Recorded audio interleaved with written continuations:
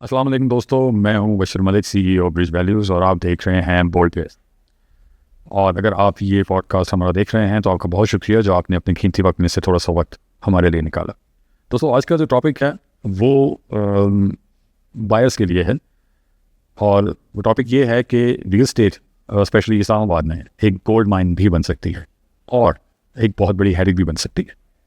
क्या फ़र्क है कि ये आपकी गोल्ड माइन बन जाए या हेडिक बन जाए? वो फ़र्क है आपकी अप्रोच, आपकी प्लानिंग, एक बायर की प्लानिंग, वो किस प्लानिंग के साथ चलता है और किस प्लानिंग के साथ इन्वेस्ट करता है। एक ज़रा सी मिस्टेक उसको बहुत ज़्यादा नुकसान दे सकती है। तो आज हम इस पर बात करेंगे, कुछ ऐसी मिस्टेक्स पे बात करेंगे जो बायर प्रॉपर्टी लेने से पहले कर देता है आमतौर पर इस्लामाबाद की मार्केट में। पहली मिस्टेक जिसको हम डिस्कस करेंगे वो ये है कि बायर मोस्टली सस्ती चीज़ों पर जाता है। इस्लामाबाद में बहुत से सेक्टर्स भी अभी डेवलप हो रहे हैं और बहुत से एरियाज़ ऐसे हैं जहाँ पे आपको सस्ती प्रॉपर्टी मिल जाती है। वो सिर्फ पैसे को देख रहा होता है, वो एक सस्ती चीज़ खरीद लेता है और बाद में बैठा रहता है उस पर एक बहुत अच्छे प्रॉफिट के इंतज़ार में।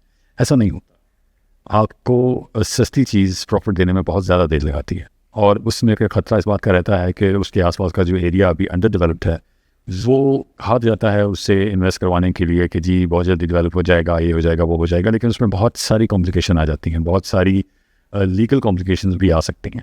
इसलिए आप सस्ती प्रॉपर्टी या सस्ती चीज़ों पर इन्वेस्ट करने की तरफ ना जाएं। आप एक अच्छी स्टेबल, महंगी होगी लेकिन उस महंगी के बाद उतना ही ज़्यादा प्रॉफिट उस पर आपको जल्दी मिलेगा। तो ये एक बहुत कॉमन मिस्टेक है जो हमारे यहाँ की जाती है। ये वैल्यू नहीं किया जाता कि किस पे इन्वेस्टमेंट करने से उसका रिटर्न क्या हो। एक बात याद रखें कि आप चीज़ पे इन्वेस्टमेंट नहीं करते, आप वैल्यू पे इन्वेस्टमेंट करते।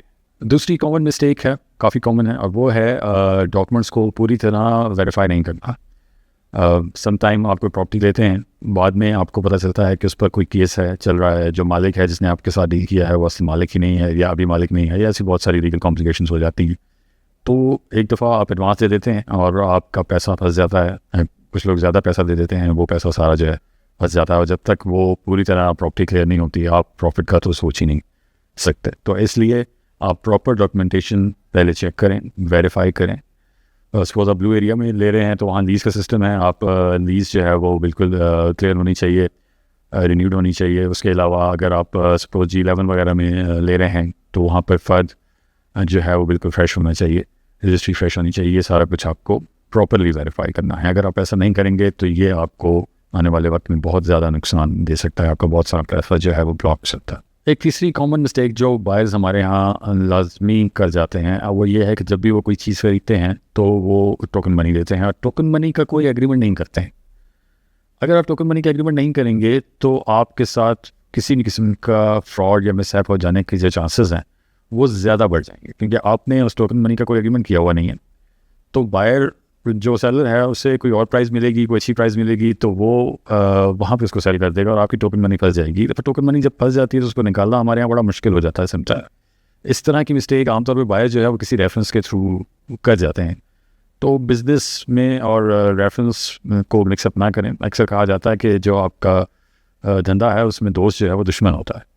तो रेफरेंस की वजह से कोई आप ऐसी एग्रीमेंट ना करें, निकट पर ना करें, तो वो आपको बहुत ज़्यादा नुकसान दे सकती है। टोकन मनी देते वक्त भी जितनी भी टोकन मनी दें उसकी प्रॉपर क्लॉज होती हैं, उन सबको फॉलो करें और उसका एग्रीमेंट करें कि कल कल को अगर सेलर जो है वो अपनी स्टेप बैक करता है अपने इस डील से तो उसका नुकसान आपको ना हो। टोकन एग्रीमेंट हमेशा लिखवाएं, ये आपकी लाइफ जैकेट है। इसके अलावा एक और कॉमन मिस्टेक है जिससे आमतौर पर डबल प्रॉफिट का झांसा आप कह सकते हैं।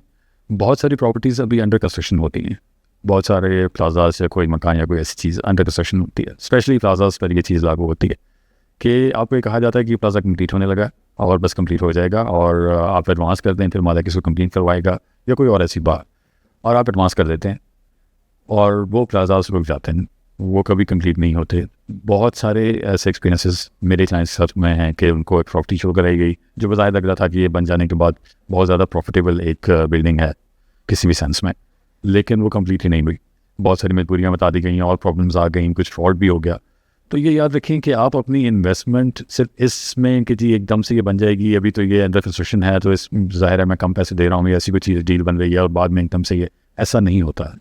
ऑनेस्टली ऐसा नहीं होता। हमेशा एक स्टेबल इन्वेस्टमेंट करें, प्रॉपर्टी को देखेंगे वो प्रॉपरली बन चुकी है, सब लीगली हर लिहाज से वो बेहतर है, तो हो सकता है वो उस वक्त तो आपको प्रॉफिट नहीं दे, लेकिन वो आपको प्रॉफिट देगी, वो एक स्टेबल प्रॉफिट होगा, देर में देगी लेकिन वो एक स्टेबल प्रॉफिट। इसलिए इस किस्म के इन्वेस्टमेंट से गुरेज करें। डबल प्रॉफिट एक ट्रैप है, रियल प्रॉफिट हमेशा स्लो और स्टेडी होता है। इसके अलावा एक और कॉमन मिस्टेक होती है कि बग़ैर किसी रिसर्च के कोई प्रॉपर्टी ले ले।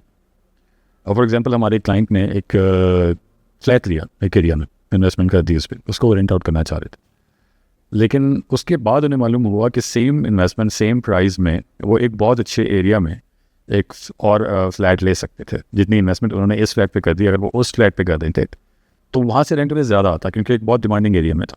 उसकी वजह, इस नुकसान की वजह क्या है? इस नुकसान की वजह सिर्फ ये है कि उन्होंने बहुत जल्दी किसी ने बताया, दिखाया, कुछ भी, उन्होंने वो फ्लैट ले लिया, इन्वेस्ट कर दिया, उन्होंने अपनी कोई रिसर्च नहीं की। एक बात मैं आपको बता दूँ बायर्स, कोशिश करें कि खुद घर से निकलें, खुद रिसर्च करें, डिपेंड ना करें किसी पे भी इस रिसर्च पे कि कोई आपको बताए जी कि आजकल वहाँ पे फ़लाँ एरिया में ये चल रहा है या फ़लाँ एरिया पे ये चल रहा है, वहाँ पे कम है, वहाँ पे ज़्यादा है। सुनें, उनकी बात को भी माइंड में रखें, कंसिडर भी करें बेशक, लेकिन अपनी पर्सनल रिसर्च ज़रूर करें। उससे आपको मालूम होगा कि एक्चुअल जो चल रहा है मार्केट में वो क्या है। सस्ता रोए बार बार और महंगा रोए एक बार, ये जो मुहावरा है ये रियल एस्टेट इंडस्ट्री पे बड़ा सही बैठता है, क्योंकि जब आप सस्ती प्रॉपर्टी ख़रीद लेते हैं और कम इन्वेस्टमेंट करते हैं तो जैसे अभी हमने सारी चीज़ें डिस्कस की, आपको बहुत सारी कॉम्प्लिकेशंस का सामना करना पड़ सकता है। इसके चांसेस 90% है। लेकिन अगर आप महंगी प्रॉपर्टी लेते हैं जो एक बार आपको थोड़ी सी फीस हो रहा होता है, तकलीफ तो हो रही होती है, लेकिन उसके फ़ायदे उस सस्ती प्रॉपर्टी से कहीं ज़्यादा है। इस रूल को आप ज़रूर फॉलो करें। आज के इस पॉडकास्ट में हमने ये चीज़ें डिस्कस की हैं।